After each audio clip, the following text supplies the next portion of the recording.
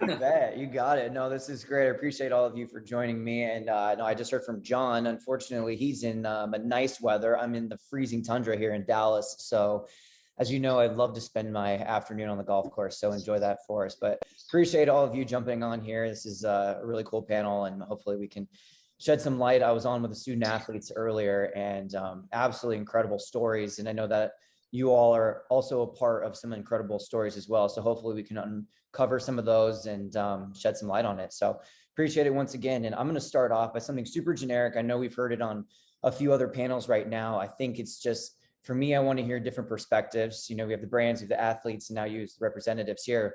You know, how's it been going? What's the first 7 months been like? And, you know, maybe Jeff, I'll start with you. Sure. I mean, I'd have to say it's capitalism at its best. I think there was a little bit of a nervousness about what it would do to the sport. I think it's created a lot of opportunity, both from an inclusion standpoint as well as from female athletics.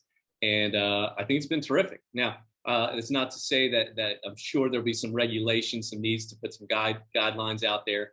But from what it's done for the sport and the opportunities created for the athletes, I think it's, let's go. It's great. Agreed. John, what about you? Definitely looked at it as a education and learning standpoint at the beginning, see what other people were doing, kind of put some pieces in place. And then with golf specifically, like seeing what the USGA was going to do first before jumping into, throwing deals at some of these college players where it could affect their amateur status on the USGA circuit. And I'm going to come back to golf here in a little bit, because I think that's a unique sport that, as golf grows, NIL will as well. So we'll come back to that one. And Chris, I just want to end with you on the first 7 months.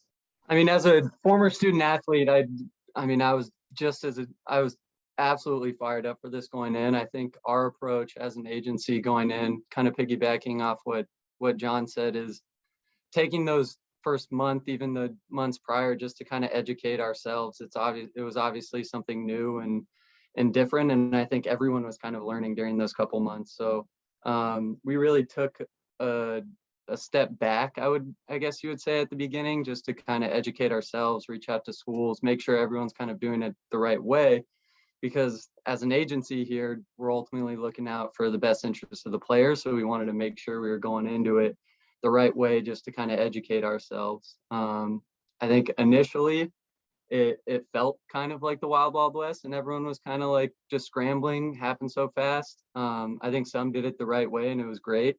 Others obviously are kind of learning as we go. I think it's starting to kind of level out, and brands and athletes are kind of starting to figure it out here. So as a whole, though, it's been, seeing some of our clients and some of these student athletes make money and get compensated for the work that they're doing has been really, really cool to see. Yeah, it's all new for all of us, so we're all learning from it. And we have different sports, different schools, different regulations across the board. And so I think the first initial was that excitement. It's been a long time coming. It was from NCAA football, and everyone loved that. And then all of a sudden it was an issue. You're using the name, image, likeness. Now we're officially in on it, and the student athletes are able to capitalize off of that. So I know you each represent some different sports and some different athletes that are really doing it well, from the golf, women's basketball, and football. So Jeff, maybe want to touch on, some of the things that you've learned from the women's basketball side of things, what you've learned and what I think, women's basketball can really do in the NIL space. I think, if you take a look back, I think it was Intercollegiate Fan Report from last August, quantified that there's about 42% of sports fans are actually women. And out of that, it's a $530 billion annual spending, economic accounting for that group of fans. So from a female sport perspective, the audience is tremendous. And I don't think we've barely even tapped into it from a sponsorship standpoint. So to see NIL come into play has been incredible. Working with the Cavenders specifically, the ability for them to monetize, their likeness in a way, I think that is pretty novel in the space. But also from a standpoint of focusing on long-term partnerships for them is something that I think is pretty unique, given the fact that you do see a lot of one-off opportunities. But I think for female athletics as a whole, you're going to start to see much more brands start to get into partnerships, both from a long-term standpoint, from a team standpoint, from a university standpoint. And we're just at the beginning of it, given the impact that base can have. Totally. And I think, we've seen even the NBA has been trying to pump up the WNBA, and seeing Sabrina come back and do a lot more with Oregon.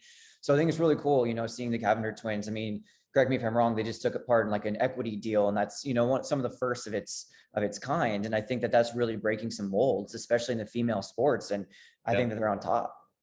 Yeah. So it's, where the balance is, particularly, with a lot of the athletes that we represent, both from the NFL, NIL, PGA, is how are we going to determine long-term value within that brand over time?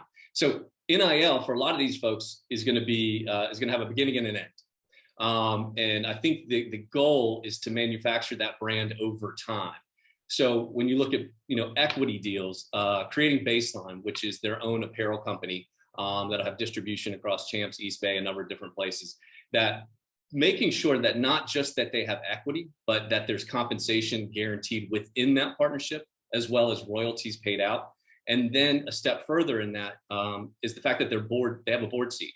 So as we go into future seed funding, they get a say so in their business. They're not just there for the name, image, and likeness. They're there as a business partner to grow throughout that. So our guide to them is to put them in positions to where they have much longer term partnerships, where the equity deals may come, but that they're in control of those partnerships for the long term. Yeah, I love that. John, getting to you more so, like I mentioned, the golf side of things, golf just in general. I mean, especially during COVID, I feel like I couldn't even get a tee time, and golf has really expanded. You see new brands even coming up that are more in that lifestyle space. So how's it been?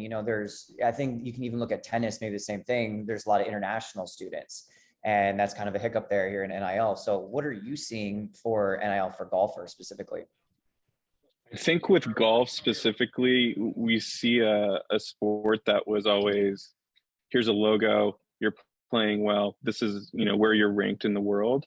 And with collegiate athletes, we're now seeing the value of social, digital, the things you do. How many Instagram followers do you have? Do you have a TikTok? And in golf, that wasn't the case. It was like, there's plenty of PGA Tour pros, LPGA Tour pros that do not have social media. They don't have TikToks. They don't have YouTube channels. And when the brands get on the phone with us now, the question is, are they ranked? What's their tournament schedule? Oh, by the way, what do they look like on digital and social? And this has given an opportunity to the college students to now get into that early, not worry about how they're playing so much, and seeing, oh yeah, I can post that team photo that the coach took. Let's give them a little background of what it's like to be a collegiate athlete as a college golfer. And I think that's what's different, is now there's emphasis placed in that space that wasn't before. And it's also putting some pressure on the tour pros that have been around a little while to invest time into their personal brands. And I think there's some social media agencies now that have teamed up with some of the larger agencies to bring that value to the pros, moving up here soon. And I know that you guys take an approach, you're hands-on, you get your hands dirty, and you're a photographer yourself. I mean, I want to be just like you and do that. Like you're around them and you're trying to build up their brand and create, this content for them, for these golfers specifically. Like, are they understanding, why this is happening and how much that could really take them to that next level? I think they are. A lot of it comes from the coaches and them seeing what's going on around them. And like a 12-year-old that has 10,000 followers and makes content with his family daily versus them, the average college golfer maybe has 1,500 followers to 2,500. And they're like, how do I get there? And how do I compete with some of these guys that have invested in this space? And, that's creating valuable content, consistency, sharing who they are to their audience. And they get it. This morning I was out with a client of ours that's an NIL player, and he wanted the photos. He wanted to look professional. He wanted it to look like he's a tour pro and be there, and not just another iPhone with holding the product that he's working with, but instead, how he relates to that product, or why he's different and not just looking like the rest. Yeah, well, guys are doing a great job in growing that game, especially the NIL space. Now, Chris, you're more so on the football side of things. There's, however many different teams in D1, and you add on 90 to 100, athletes per roster. How can you differentiate you guys yourself with so many different football players out there? I think what it comes down to, and as we talk with potential clients and a lot of NIL athletes, is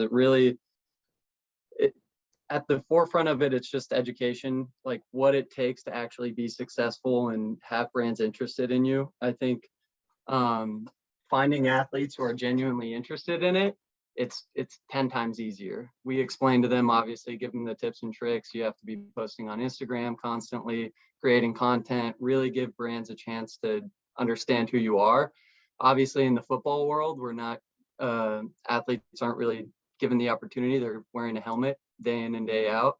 And so what they portray on social and out in the public is really what brands are going to be looking for. You're watching a game, you don't see what CJ Stroud or Jackson Smith and Jigba look like, but fans will go to your page after the fact, look at the content that you're producing and make a decision if they want to work with you from there. So anytime that we're talking with our clients or anybody in the NIL space, we really hammer home, one, educate them on what it's like. It's a full-time job, right? Not only are they students, not only do they have to go to class, practice, weights, games.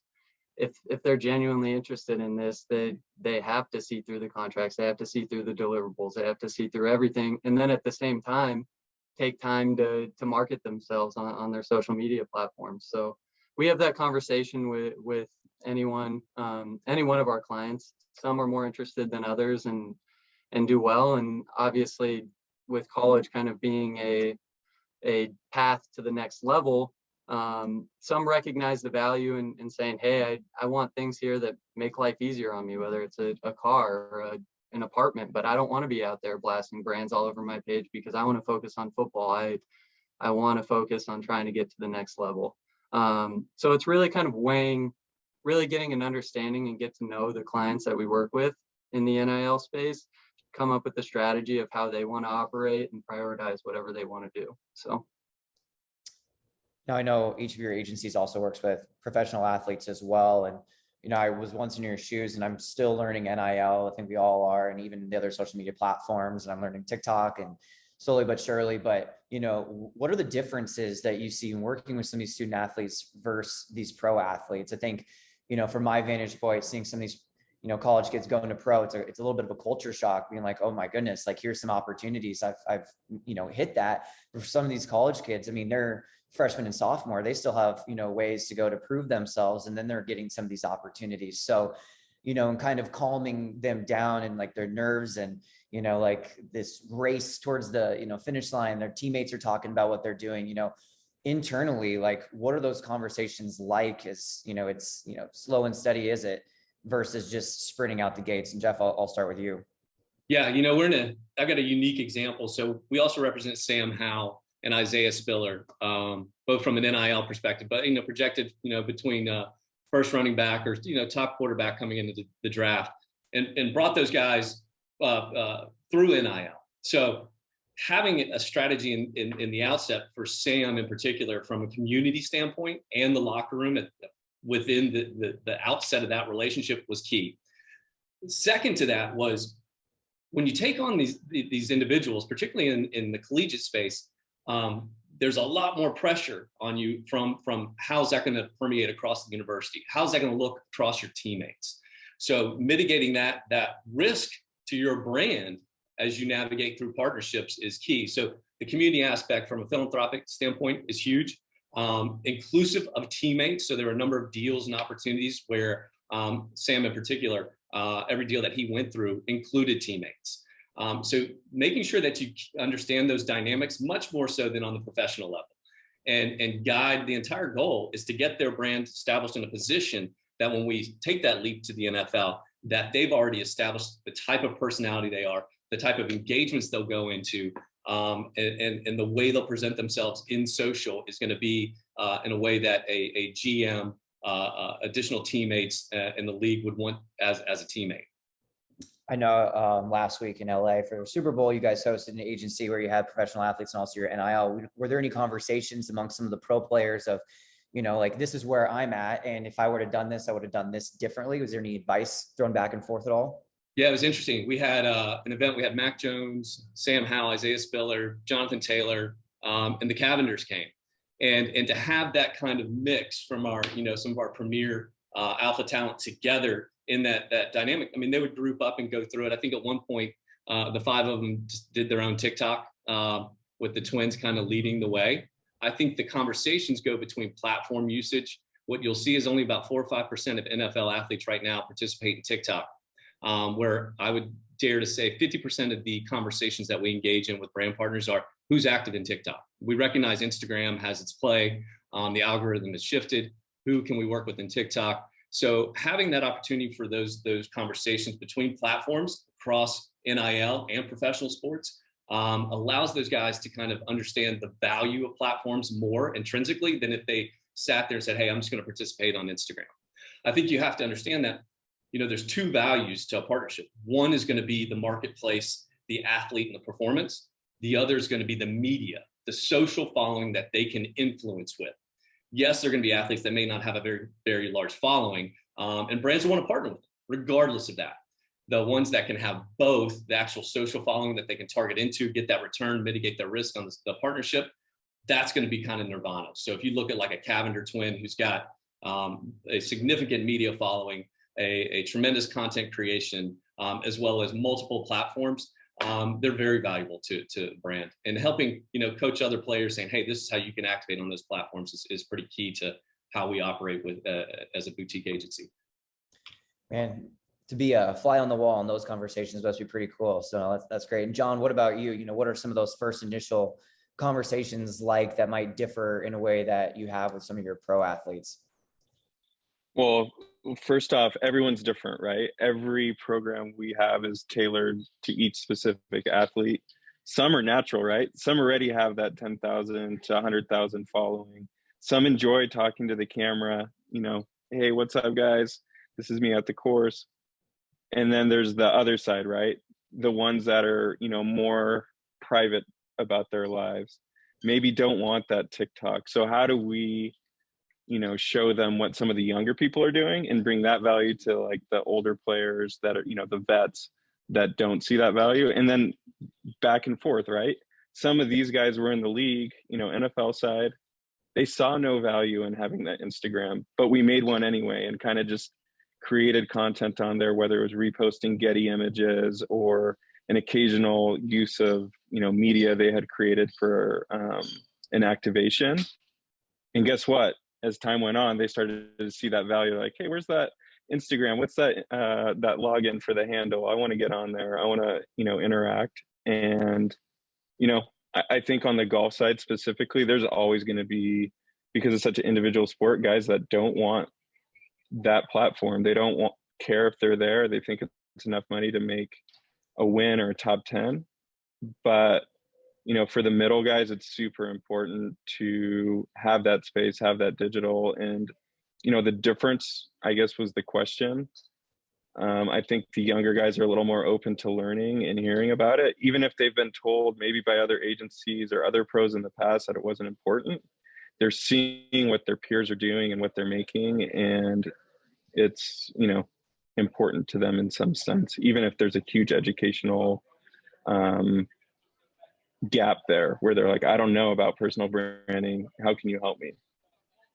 Do you feel like some of those NIL student athlete golfers feel like they belong? I think that a lot of the times that football and the basketballs get, highlighted a little bit more, maybe they're TV sports, but in looking at something like golf, where I think there's a huge growth opportunity in college sports, like for that, do they feel like they belong at that table?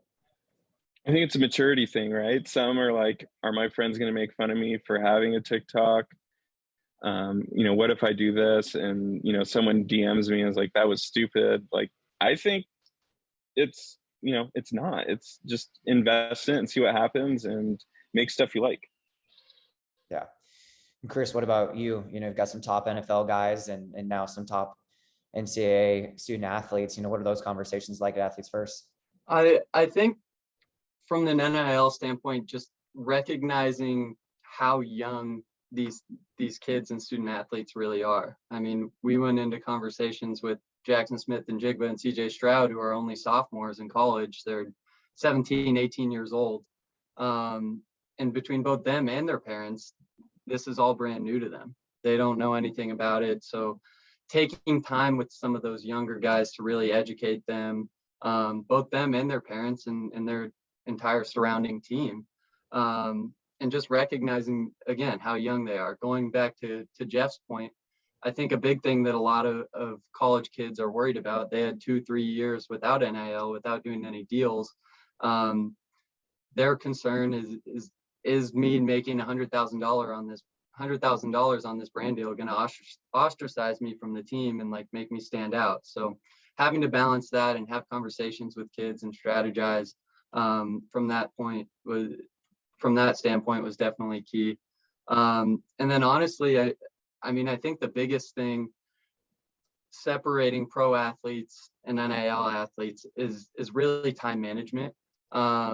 We found with a lot of college kids, they have class, they have friends, they want to go out and party and have a college experience. They have games, practice, weights. They're waking up at 7 and they're getting home at 9 and have to go do homework. To try to balance and find that time to actually capture content or execute certain things or schedule a photo shoot or something like that is really hard. So explaining that to them from the get-go, and getting them to understand, look, like this is a huge time commitment on top of what you guys are already doing. You get a guy like Jalen Ramsey or Tua who have kind of been doing it for years. They actually, as much as you might not think about it, they have some time. They have an off day on a Tuesday. They're out of the facility on maybe a Friday at like 2:00. So like there is more time. Like that's their specific job. As an NIL athlete, there's so much else going on around them. So that's really been kind of the biggest difference in kind of balancing, and it's on us, it's on the athlete as we kind of grow and get them to that next level, to manage their time and make sure that they're executing things that they have to do and that we're not overwhelming them. I think we probably have 1 or 2 examples during the year where as we're working and guys are working with brands, they'll let us know, look, this is getting overwhelming. I have a huge game coming up. Like I can't do anything. And so that's also conversations we have to have with brands at the get-go, is like, we need to kind of balance, like have an understanding that football is priority. But obviously we need to balance this other stuff and it's all brand new to them. So biggest difference is just time management and education, because they are so young. 17, 18 years old. I can't even imagine being in college and going through some of this stuff. It's a lot of responsibility. So one of the goals that I had coming in today was to really shed light on, the everyday life of these student athletes. I think that's where a lot of the brands get caught up, is like, where's my content? Where's this at? And like you mentioned, I mean, from 6 a.m. to sometimes 10 p.m., like they don't even have time for themselves. So, in those conversations, like, do you set time? Do you have to schedule it, far in advance to have these kind of conversations? Or do you just kind of let them be and then kind of just feel out when the best opportunity to really, hey, let's get on the phone real quick and kind of chop it up? Yeah, I think, I mean, we're pretty honest with both our student athletes and brands from the get-go and kind of explain it. Really, you're waiting for any moment, whether you need to post up or need them to schedule content. We always find it's more helpful to, hey, we have an hour here, let's like get together, we'll send somebody out, we'll capture content and we'll just get everything posted and done with. That way they're kind of like, we can fit it within their schedule. At the same time, a lot of times you're just waiting for that time that they have off and they're able to execute it. I mean, luckily the clients and NIL kids that we have worked with, we're all very, very invested in working with brands and getting it done, and we're very responsible throughout. So scheduling things around their schedule is always difficult, but usually kind of allocating like, hey, we have 1 hour this week, let's do it all, was always very, very helpful. Yeah, our conversations are always about setting those expectations. And Jeff, like when I get on the phone with these brands, I try to highlight, not to speak for the representative of the student athletes themselves, but put myself in their shoes. And, a lot of times, especially on the influential side, we work with a lot of content creators, TikTokers, that's their daily jobs to do this. The same brands are coming to us for these student athletes and they want to work with them in the same capacity. And then sometimes they expect the content to be filmed on, the massive HD cameras instead of their phones. So when you're having those conversations, what do you really highlight as far as, the Cavender twins do a great job, but some of the others, they really only have their phone and the direction that the brand gives them. So what do you have to say to that? Yeah. So two things. I think it touches a little bit on Chris's response from a time management standpoint. So a lot of the partnerships we'll focus on will be either season long or multi-year. So in a lot of ways, we're in a position to push either to off season or bye weeks for big productions. So if we're going to do a partnership with an East Bay Champs for new female line, we'll make sure that that's pushed to a full off week session where we can go out there and, shoot the content in tandem with production. And even like in season opportunities from this past football collegiate season, a lot of that content for those partnerships would be pushed into bye weeks or preseason time. So from a type and style, particularly around TikTok, when the brands engage, say, hey, let's work with the twins on a shoot for a new protein shake or something like that. What I find is that most brands want as authentic a creation as possible. Anything that's overproduced, that's not native to that individual, scares them. I think that brands have gotten much more savvy in the sense of what production means, and that partnering with an individual, that influence, that audience, that creation that they've brought is what they're buying. So when they say, hey, we want a TikTok, a lot of times they'll say, shoot it just like you would shoot it on the phone that you would shoot it on, in your apartment, exactly like it would appear. Because what you'll find is those views, those shares, those likes, those engagements reduce the more produced it becomes. That's not native to what they're already executing on. So in that sense, it does become the brand conversation like, hey, Haley and Hannah, create just like you create organic content that you're hanging out with your mom, go for it. On the bigger productions, of course, we'll bring in, production teams and things like that for things that are off platform, broadcast, digital, stuff like that. And John, are you having very similar conversations? Yeah, I agree 100%. Whatever's authentic wins, right? Whatever creates attention, that's where it's at. Yeah, for sure. And I know that golf too, golf's an international sport. And so you see some of these bigger brands, but also local. I think I read in Front Office Sports, it's almost kind of half and half with the Fortune 1,500 brands and also the local. So, what's that balance like in, wanting them to support their community, local community, and be involved, in their school, city, more so than just, always looking towards that next favorite brand that we use, every single day. Yeah, I think local is a great place to start, a little less stressful. You can deal with who's in charge there on a one-on-one basis, create those relationships. And it's a great opportunity for when you turn pro to like team up with these people, right? You're local, they got to know you. Maybe they got to go see you play in person. And you give them like, I wouldn't say like a VIP experience, but like now they know who you are. And those might be the people that introduce you to those corporate brands or those meetings that you want to be in. I agree. The big corporate companies are fun to work with. For them, that's how they always saw themselves, whether it's Nike or Adidas. But they're probably not going to pay as well to an NIL kid because there's just not as much value there, right? Are they going to get a return on that investment? Is it worth 6 figures? Is it worth 5 figures? Up to the brand, but some of these local companies actually can get the value they input to a local athlete because people know who they are there. And personally, when they're in NIL, it's like a little less stress to work with the local company. Chris, what about you? You're discussing, all these brand deals, local, national. A lot of your guys are in these smaller markets. What is that balance that, you discuss with them? I think as a whole, as NIL and all student athletes at various schools, there's, from what I've kind of noticed, is there's probably more deals to be had on a local level. Obviously, it kind of depends on who you are, right? If you're a Heisman candidate, a Bryce Young, a CJ Stroud, national brands are going to be more inclined to actually bring you on. But we have taken a huge focus. We hired an entire team literally just to focus on the local level with guys. And what we found is not only, I mean, a football player might have 20, 30,000 followers. Of those 20,000 followers, probably 15,000 are fans of that school, whether it's Ohio State, whether it's Ole Miss, wherever it may be. So those local brands are going to see the most return in any deal that they do. They're going to get, all their followers are going to be very localized in there. But at the same time, with those local deals, what we found is we can focus on different opportunities for our players to make their lives easier, right?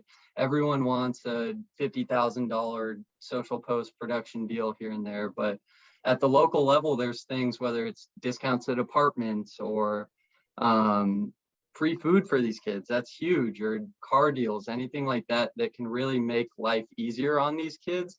Those are huge on a local level. And then that's not even counting boosters and anyone locally.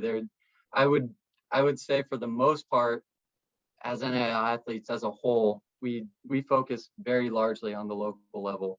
On a national scale, obviously, we have those relationships that we've forged through our years of working with a ton of our NFL clients, and there are deals to be had there. I think it's kind of dependent on who you are, if you have that name recognition, and what the brand is looking for. A lot of times what we go to these national companies and explain to them is, look, you can tap into some of these NIL athletes if you're really looking to focus in a specific region. If it's Columbus, if Ohio's a big region, like, centralize where you're targeting the market, your dollars in marketing with that athlete, even if it's a national brand, because all their followers are there. And you can, I mean, you're not spending the hundreds and $200,000 and $300,000 that you might get for someone whose following might be a lot more national. So on the national scale, for some of our smaller guys, we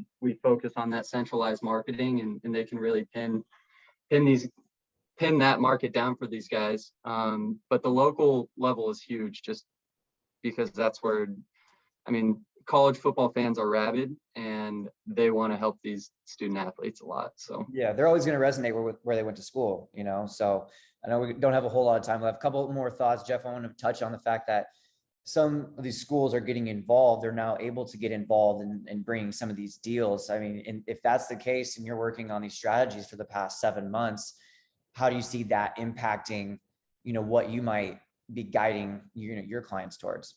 Yeah, I think what you'll see is universities, teams specifically will be able to aggregate opportunities from a local level, even maybe on a regional community-based level. When you're talking about the higher profile athletes, it's almost why it predicates the need for representation, because as you look for example, going from NIL collegiate to NFL, you know, QSR or shoe apparel or trading card memorabilia are hugely differentiated deals, and that need to be considered both from the NIL perspective as well within the league or wherever that professional sport may be, because that impact is going to be tremendous if you falter at that level. So on the smaller scale, when those team deals may come up across the university, that's fine. But the big consideration is going to be for those premier athletes that need to consider all those deals and how it may impact the future from there and beyond. But I think you'll see the prevalence of those type of deals kind of be the soup du jour that will carry on. And that's where, you know, like, let's be honest, 90% of the kids that are going to make money, these athletes that are going to be compensated for their name, image, and likeness, is going to come from those smaller opportunities. Only a handful, when I say a handful, maybe it's, sub 100, a couple hundred that will be able to do it at 5, 6, 7-figure opportunities.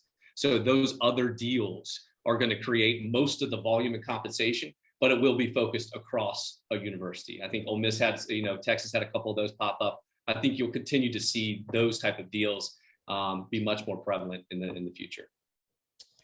We might have time for one last question here for all of you. And John, I'm going to start with you. For some of those clients that are going pro or maybe have a great chance of going pro, do you see any of these brand deals that would devalue their worth once they get into the league at all? Yeah, I would say like overdoing it, right? Like your whole page is just ads, ads, ads. And we're seeing that even with pros, but make sure you partner with who you want to partner with. Make sure it's authentic to you, which we throw that word around a lot. But, if you're vegan and you're getting sponsored by Tyson Chicken, like, why are we doing that? That's devaluing who you are later as you get that voice. And even monetarily, right? Like at the beginning, we heard of like, this deal's worth $25 a post. Well, word might get around that like, hey, I got them for $25. Hit them up. They'll give you a story feed. And then, as that goes on, now you're worth $25, but you're going to go pro. That doesn't add up, right? Like maybe some mom that's selling skinny teas could, be worth $25. But, I think that's a scary part of devaluation. And then, not understanding valuable content or like looking good could be bad. Blurry photos or things that are out of focus, and just having a team around you to be like, hey, that's not a good post, or why are you wearing Nike when you're sponsored by Adidas? Or, having these ideas like you want an Adidas deal, but you're only wearing Puma and all your stuff. Like, we're working on this. We're talking to them. What are you thinking? And like making sure that their brand matches who they want to be. But there's, endless. I'm sure both Chris and Jeff have examples of, potential clients or clients that, don't quite understand where the value is at or where they could lose value. Yeah, Chris, I'll go to you and then I'll end with Jeff. And I know both of you have guys that are going into the draft right now too. So, it's a unique situation as well. I think it kind of depends on what type of brand deals that you're doing, right? You get the Nikes, the water deals, some of these very standard brand deals of companies that are paying money for these guys. To an extent, if it's a standard brand deal, John is right in that you from a financial standpoint, you want to set the market. But at the same time, to an extent, I would argue that by showing that you can execute these deals on your page without oversaturating, because that is a risk if you're oversaturating your page and making it look like you're selling out, that's kind of it's not authentic to who you are. But at the same time, these student athletes are proving to brands as they go to the next level that they're capable of being ambassadors at a young age and executing these type of things. So from that standpoint, from a straight brand perspective, I think it's give and take. You don't want to oversaturate it, but at the same time, you're proving to brands that, hey, I can produce great content and I can execute this as it should be. But then there's certain type of deals, and I'm sure Jeff will probably have the same thing to say, whether it's memorabilia or trading cards or anything like this, where it's the value of their signature. At this point, now that they can get paid for it, they're getting paid for their signature. And if someone's paying $10 for their signature in college and someone goes out there and has them sign 1,000 different things, they're oversaturating the market to the point where they're a draftee and they get drafted to the Patriots, which is a great market. And at that point, someone can go out there and find 1,000 different signatures out there, or a ton of trading cards out there. So it's those type of deals where, yes, I think there's an oversaturation, and it's something that we took into account as we were dealing year one with athletes who were going to be taking that next step. Obviously, you want them to be compensated and be able to do something, but explaining to them, look, this can oversaturate the market. Let's kind of scale it back. So as we go to that next level, that you have even more opportunity, you're making more money. But at the same time, if you're dealing with athletes who are not getting as many, like, it's a different case where get the money while you can kind of thing. So it kind of depends. Yeah. Jeff, final word? I would say Chris and John both nailed two big components: authenticity in their platform, staying true to that, so you don't devalue yourself and sell out to something that's not true or endemic to who you are. I think the second part is marketplace values is exactly what Chris was going. It particularly over time is making sure that the opportunity, the deals that you take, you're not thinking of today and tomorrow, or just today, but tomorrow, next week, next year. How does that partnership, how's that going to affect you from a local standpoint if you go with this shoe company and you blow up, and here we are with Nike or Adidas or Noble or whomever it might be. So being cognizant that yes, NIL may be for now, and that it is finite, but it's an opportunity to grow your brand and boost it in a way that's never been afforded a student athlete before. So being cognizant that the long-term opportunity is key to not devaluing yourself over time. Fascinating insights. I appreciate all of you. Thanks, Patrick. Appreciate it. Oh, Chris, you're on mute. Appreciate it. I was just saying. Yeah, you'd think I'd have figured that out by now. All right. Well, a fantastic session today. You guys closed it out with, some serious fire. I love to do this when it's the last session of the day because we're not rushed by anybody else. Do any of you have any projects that you want to promote?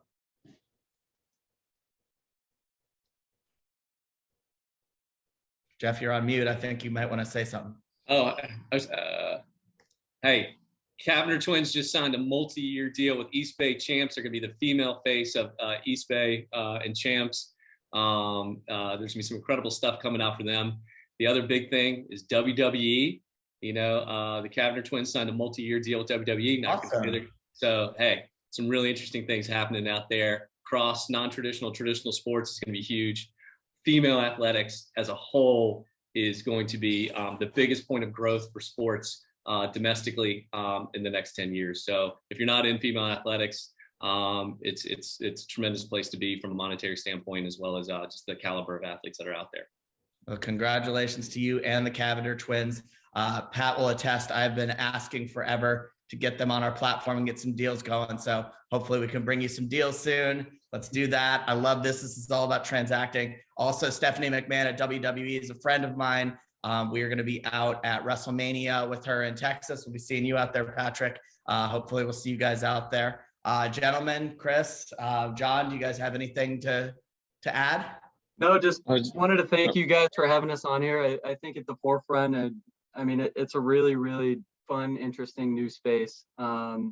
And it's one, if you guys are going to give us the chance to sell ourselves over here, we've at Athletes First, we've really taken the time to educate ourselves and educate brands. So anyone watching it, if you guys ever have any questions or looking for talent or any help throughout, it's something we've really kind of taken pride in educating ourselves and educating our clients. So always happy to chat. Inbox phone is always open. Awesome. Appreciate you. John, last word, anything? Yeah, same. Feel free to hit up Society. My email's john@thesociety.us. Always available. Can't guarantee, my bandwidth, but happy to, answer back as soon as I can. And just thank you all for being up here with me. Thank you all so much. And happy birthday to the birthday boy, Patrick Hayes. Appreciate it. Hope this was a somewhat fun way to do your day. Now go out and enjoy yourself. I will. Thanks so much. Wouldn't have it any other way.